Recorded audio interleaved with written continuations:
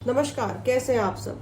आइए आज बात करते हैं हम कॉम्पिटिटिव योग्स के बारे में। कॉम्पिटिटिव योग्स का मतलब होता है कि जो बच्चे कॉम्पिटिटिव एग्जाम्स दे रहे हैं, जैसे कि नीट है, जैसे आपका इंजीनियरिंग के हैं या CUT है या कोई भी किसी भी तरह का कॉम्पिटिटिव एग्जाम बच्चा दे रहा है और वो ये जानना चाहते हैं कि हमारा एग्जाम क्लियर होगा कि नहीं, कितनी रैंक आएगी।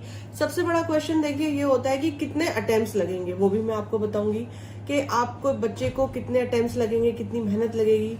तो उसके लिए मैंने चार्ट के अंदर एक हाउस होता है वो हम देखते हैं, कुछ ग्रह होते हैं जो डिपेंडेंट होते हैं, वो सब कुछ मैंने यहाँ पे लिख के रखा है। ये मैंने मेन हेडिंग्स लिखी हैं, मैं जो आपको एक्सप्लेन कर रही हूँ वो आप ध्यान से सुनिए कि किस तरीके से हम जान सकते हैं कि कैसे आपके बच्चे का कॉम्पिटिटिव जो एग्जाम है वो निकल सकता है या नहीं निकलेगा। देखिए, सबसे पहली बात तो आपको ये देखनी है कि जो आप एग्जाम उसको दिला रहे हैं, क्या वो एग्जाम उस बच्चे के लिए पूरे तरीके से सूटेबल है, क्या आपने सही लाइन चुनी है, क्या मेडिकल करा रहे हैं तो मेडिकल के लिए चार्ट अलाउ कर रहा है कि नहीं, इंजीनियरिंग करा रहे हैं तो इंजीनियरिंग के लिए नहीं कर रहा है कि नहीं। ये उसके बाद का स्टेप है, बिकॉज 11th-12th आप ले चुके हैं, तो अब आप तैयारी कर रहे हैं आगे कॉम्पिटिटिव एग्जाम की।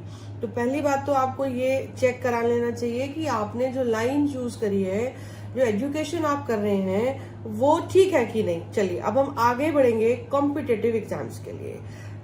इसमें IAS, PCS, IRS, railway, government और प्राइवेट दोनों तरह के एग्जाम्स आते हैं। तो जिस भी तरह के लिए, जिस भी पोस्ट के लिए या एजुकेशन के लिए कॉम्पिटिटिव एग्जाम लगता है, तो हमें कौन सा हाउस देखना है, आइए हम वहां से शुरू करते हैं।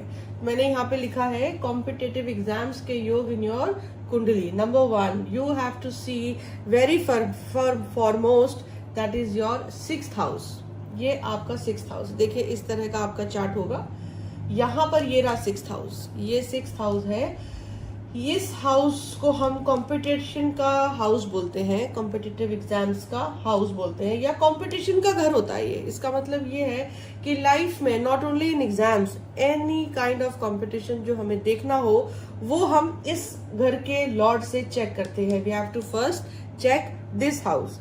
नाउ अब हम बात करेंगे, पहले हम क्लियरली बात करते थे कि हमारे पास क्या क्या होना चाहिए ताकि आप लोगों को इजी हो समझने में। फिर हम उसके योगों का या ग्रहों का इंटरजेक्शन की बात करेंगे, लेकिन पहले हम बात कर लेते हैं क्या क्या हाउसेस स्ट्रांग होने चाहिए।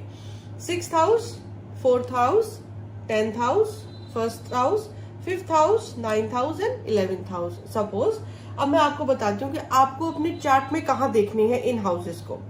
ये 1st हाउस है, थोड़ा बड़ा करके देख लीजिएगा। ये 1st हाउस है, ये 4th हाउस है, ये 5th हाउस है, ये 6th है, ये 7th है, ये 9th है, ये 10th है, ये 11th है। अब मैं थोड़ा सा आपको एक एक लाइन इन हाउसेस के बारे में बता देती हूँ। 1st हाउस जो होता है that is your own head, मतलब कि आपका कॉन्फिडेंस, आप खुद, ये आपका 1st हाउस है। 4th house is your education house till 12th, क्योंकि आप एग्जाम इसके बाद ही देंगे। 5th house is your education with the post graduation, मतलब 12th के बाद का जो एजुकेशन हम करते हैं वो हम 5th हाउस से देखते हैं। ये वैसे भी एजुकेशन का घर होता है चार्ट के अंदर। फिर हम आ गए 6th हाउस जो है कंपटीशन का घर। ये और भी बहुत चीजों के होते हैं, लेकिन आज हम बात कर रहे हैं आपके कॉम्पिटिटिव एग्जाम्स के बारे में। तो ये आपका 6th हाउस है, ये कॉम्पिटिशन को बताता है। 7th हाउस जो है वो आपकी, ये भी बहुत इंपॉर्टेंट होता है। Next is your 9th house which is your भाग्य। भाग्य मतलब जो आपको सपोर्ट करेगा, favour, luck, that is your 9th house.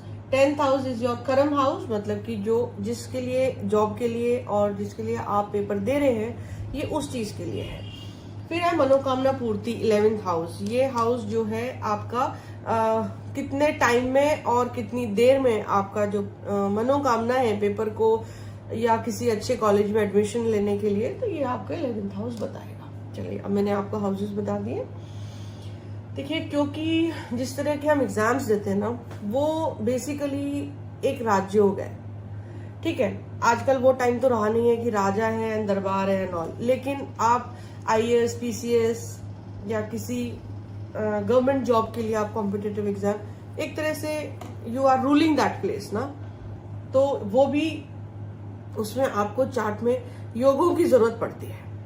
मैं ये नहीं कह रही हूँ कि हमेशा योग ही रहते हैं, लेकिन 90% योग होना चाहिए। तो ये कुछ मैंने बोला है कुछ अच्छे योग है जो होते हैं तो कॉम्पिटिटिव एग्जाम बहुत बढ़िया जाता है। पहला सरस्वती योग, जो कि बृहस्पति, शुक्र और गुरु से बनता है। ये तीनों ग्रह अगर आपके ये केंद्र होता है, अगर ये केंद्र में बैठे होते हैं, इनकी युति हो, कनेक्शन हो, इस जगह के हाउसेस हो जाए, इस जगह के लॉर्ड्स हो जाए, तो सरस्वती योग बनता है। कितना बनता है वो मैं आगे बताऊंगी, लेकिन ये एक तरह का योग होता है जो कि आपको, सरस्वती मतलब आप देख लीजिए ना, नाम से ही विद्या है।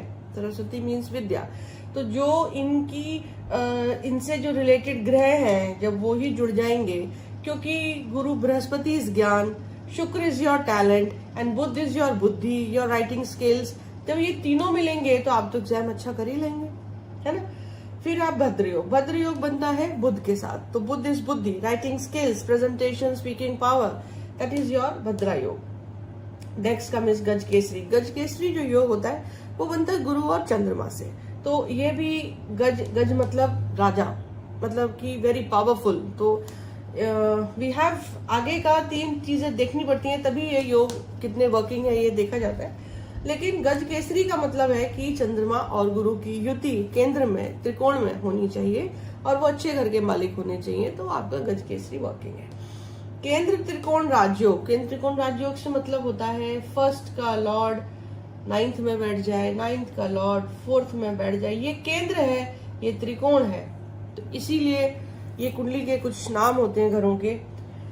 जितने भी शुभ ग्रहों से और शुभ ग्रह बनते हैं और शुभ ग्रहों से जो योग बनते हैं, वो आपको कॉम्पिटिटिव एग्जाम्स को क्लियर